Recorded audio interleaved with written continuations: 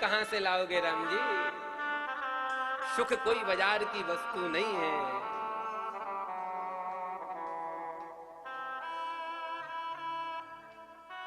इसलिए नारी का सम्मान करो। और माताओं का भी धर्म बनता है कि जिस हाल में पति रखे उस हाल में खुश रहो। आप खुश रहेंगी तो जो मन में इच्छा वो पूरी हो जाएगी।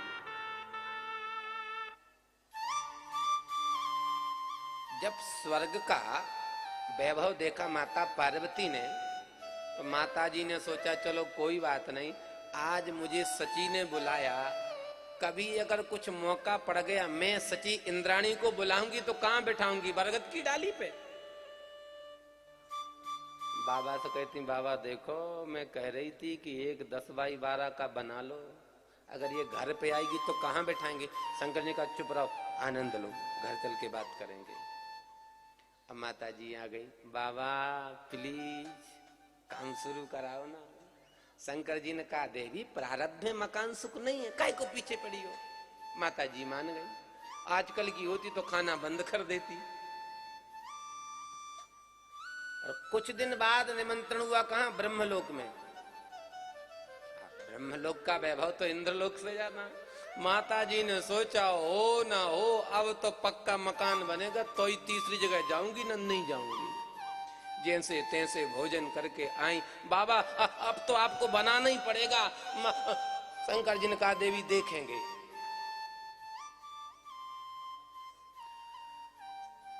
और बुरा मत मानना, आजकल भाई लोगों के पास जो घर होते हैं, हम तो जाते ही हैं, यहाँ नहीं सभी शहरों में लोग कहते महाराज ये पीछे पड़ी थी सो हमने बना लिया। घर हमारा जो बढ़िया बनता है वो सब देवियों की कृपा से बनता है। पुरुष को तो पुरुष ही कहाँ है। और हम लोग घर जाके पता लगा लेते हैं, हम पता चल जाता है इसमें किसका हाथ है। घर चमक रहा तो देवी का हाथ है, ऊबड़ खाबड़ पड़ा है तो मतलब इंटरेस्ट नहीं है किसी का घर में। क्यों? माताएं चाहें तो घर को स्वर्ग बना दें, माताएं चाहें तो घर को वैकुंठ बना दें, और माताएं चाहें तो घर को घूरा बना दें। इनके हाथ में। अब निमंत्रण हुआ वैकुंठ में, और जैसे ही वैकुंठ में निमंत्रण हुआ तो पार्वती ने शंकर जी से कह दिया पहले वचन दो कि मकान बनाओगे तो खाना खाऊंगी, ना यहीं लड़ूंगी। शंकर जी ने कहा देवी घर में लड़ाई अच्छी पर दूसरे के घर में। तो माता पार्वती कहती आप सुनते कहाँ हो अपने घर में, और घर होए तब तो। शिव जी ने कहा देवी तुम प्रसाद पाओ, चल के मकान बनाएंगे। भोले बाबा आए, विश्वकर्मा को बुलाया। विश्वकर्मा, हाँ बाबा, एक मकान तैयार करो। भगवान नारायण को पता चला बाबा मकान बना रहे। सुनो भैया विश्वकर्मा जी, बाबा का मकान नहीं महल बनना चाहिए।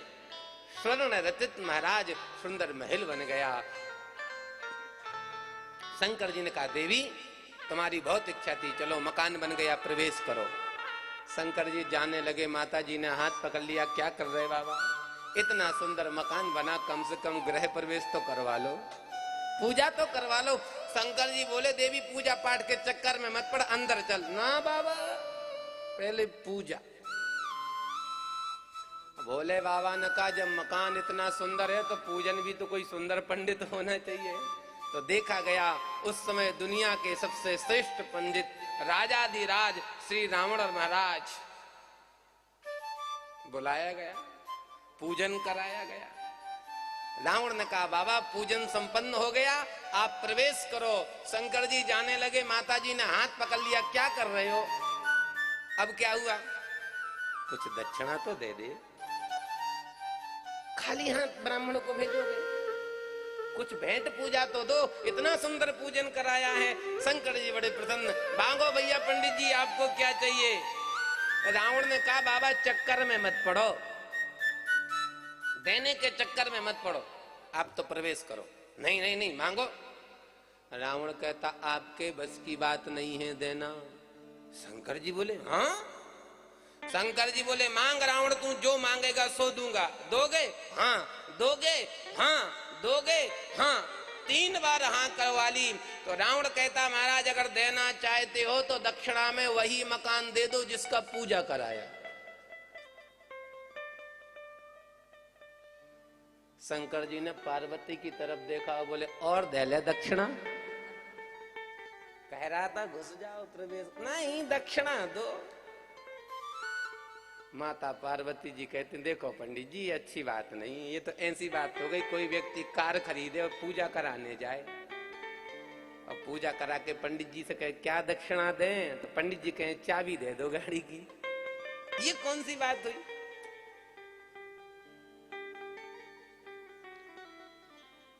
माता शंकर जी ने रावण ने कहा देखो महाराज आपने कहा था मांगो दूंगा दूंगा दूंगा, बात से मत मुकरना। अब माता पार्वती जी की तरफ शंकर जी एक बार देखें, एक बार रावण की तरफ। माता जी कहती मकान मत देना चाहे जो कुछ हो जाए, और रावण कहता मकान ही लूंगा चाहे जो कुछ हो जाए। अब क्या करें आफत में। पार्वती से पूछा कोई उपाय? पार्वती जी बोले उपाय क्या है? केस कर दो रावण पे। शंकर जी बोले अच्छा राम राम कर रहे थे अब कोर्ट कचहरी करो। निवेदन करूं कथा तो लंबी है। आज फैसला की आखिरी तारीख, ब्रह्मा जी की अदालत में फैसला। शंकर जी ने पार्वती को बुलाया, देख देवी रावण महापंडित है, बड़ा विद्वान है, हो सकता हम केस हार जाएं। तो सुनो देवी जो चीज हमको नहीं मिलेगी वो चीज किसी और को भी नहीं मिलना चाहिए। तो क्या करें बाबा, केस हार जाओगे तो मकान तो देना पड़ेगा। शंकर जी बोले देना क्या पड़ेगा, जैसे ही हम केस हार जाएंगे तू मकान में आग लगा देना। पार्वती बोली पता कैसे चलेगा कि आप केस हार गए? शंकर जी बोले लो जब केस में हारूंगा तो डमरू बजाऊंगा, तुझे आवाज सुनाई पड़ी समझ जाना केस हार गए, धर देना आगे। और नहीं हारा तो फिर कोई बात नहीं, डमरू बजेगी नहीं। आज फैसला की तारीख, सब देवता बैठे हैं। ब्रह्मा जी ने कहा देख भाई रावण, भोले बाबा ने जीवन में कभी कुछ नहीं बनाया, पहली बार मकान बनाया और तूने दक्षिणा में वही मांग लिया। एक काम करो भैया रावण, मकान को छोड़ के और कुछ मांग लो, जो कुछ चाहो सो मिलेगा। रावण तो बड़ा पंडित था कि वैसे ही नहीं मिलना, आग लगना है, पहली बात करके आए हैं। तो रावण को जब सबने समझाया तो रावण ने कहा एक बात बताओ, शंकर जी से पूछो मकान छोड़ के मैं जो कुछ मांगूंगा तो शंकर जी देंगे क्या? शंकर जी खड़े हो गए, भैया तू मकान छोड़ के चाहे जो मांग ले, पक्का दूंगा। तो रावण ने कहा एक काम करो, मुझे तांडव नृत्य दिखा दो, मकान छोड़ दूंगा। अब सब लोग बोले शंकर जी नाचने में मकान बच जाए तो इसमें क्या घाटा? शंकर जी बोले ठीक। अब जैसे ही शंकर जी तांडव नृत्य करने के लिए तैयार हुए तो तांडव में सबसे पहले डमरू बजती है।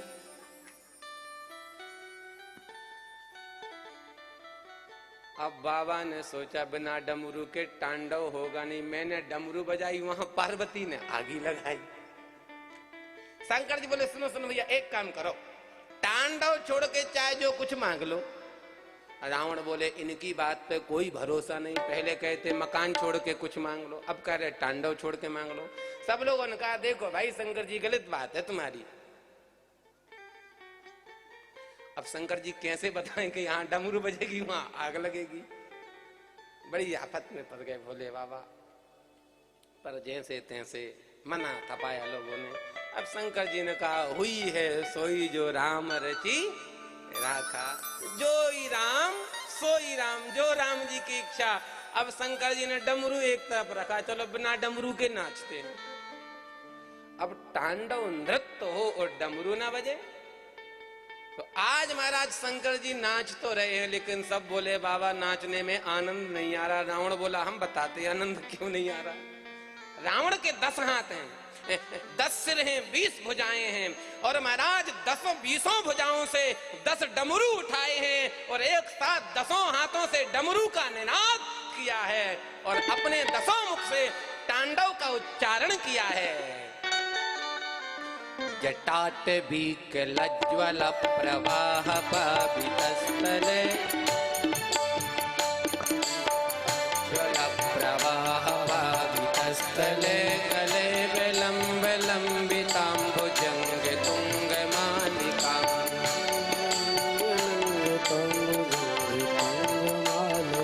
जटाट भीक लज्ज्वल प्रवाह पावितस्थले, गले विलंब लंबिताम्बुजंग तुंग मालिका।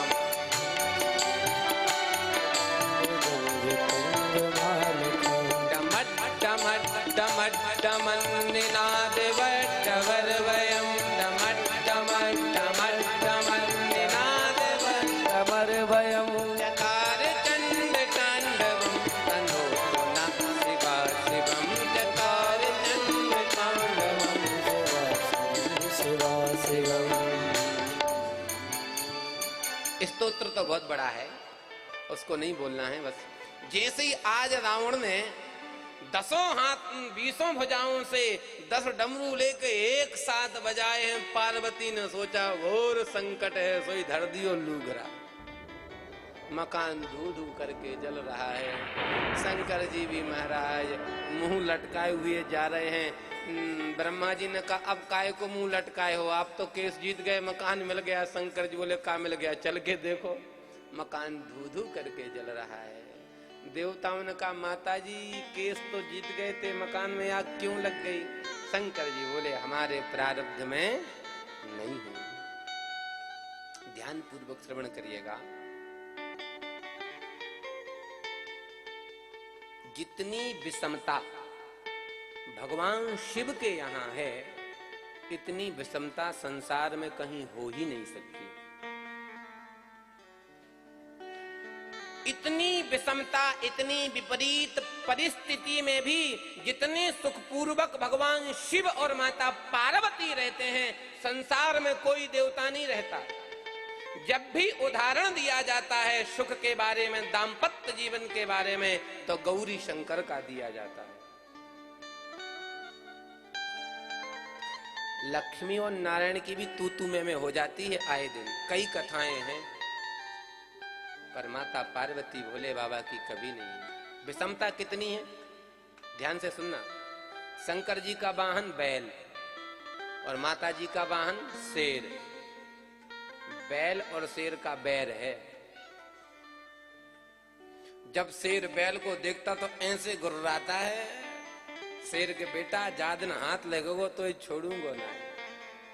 और मजे की बात, गणेश जी का वाहन है चूहा और भोले बाबा के गले में है सर्प। चूहा और सर्प का बैर है। और मजे की बात, कार्तिकेय का वाहन है मोर। मोर और सर्प का बैर है। लेकिन निवेदन करूं भैया, इतनी विपरीत एक को समझाते हैं, शेर को जैसे तैसे समझाते हैं, तब तक मोर चोंच देता है। अब मोर को समझाओ तब तक सांप फुसकारता है चूहा को देख के। देखो ये हम लोगों के लिए शिक्षा है। घर में एक को समझाओगे दूसरा उठेगा, दूसरे को समझाओगे तीसरा उठेगा। भैया घर में एक एक को कब तक मनाओगे? शंकर जी ने सोचा एक एक को कब तक मनाएंगे? भैया दुनिया इतनी विचित्र है, एक को मनाओ, एक को राजी करो, दूसरा गुस्सा होता है, दूसरे को मनाओ, तीसरा गुस्सा होता है। दुनिया को मनाओगे दुनिया कभी नहीं मानेगी। एक काम करो, दुनिया को रिझाना बंद करो, जगदीश को रिझा लो, जगत अपने आप रीझ जाएगा। इसलिए मेरे भोले बाबा जगदीश को रिझाते। जगदीश कौन है? राम। इसलिए भोले बाबा तुम पुनि राम, तुम पुनि राम, राम दिन राखी। तुम पुनि राम, राम दिन राखी।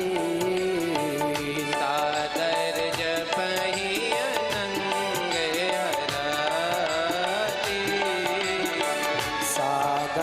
जपहे अंधेराते।